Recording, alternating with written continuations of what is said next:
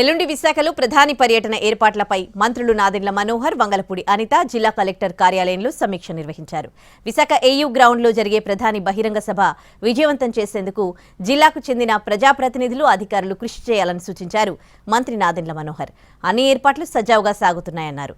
ఈ సమావేశానికి ప్రజాప్రతినిధులు, అధికారులు హాజరయ్యారు.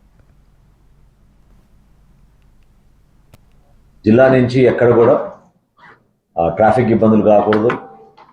అనేక మంది ఎవరైతే ఆసక్తితోటి ఈ కార్యక్రమంలో పాల్గొనాలని ప్రయత్నం చేసి దూరం ప్రయాణం చేసి వస్తున్నారో అందరికీ కూడా తగిన విధంగా ఏర్పాట్లు చేయాలని, జిల్లా యంత్రాంగం నుంచి ఎక్కడ కూడా ఎవరికి ఎటువంటి ఇబ్బంది ఆత్మరాయాలు కలగకుండా చూడాలనే ఉద్దేశంతో ఈరోజు వివిధ డిపార్ట్మెంట్ అన్నింటినీ కూడా మేము ఈరోజు సమీక్ష చేశాం. చాలా చక్కగా ఉంది, స్పందన అద్భుతంగా ఉంది.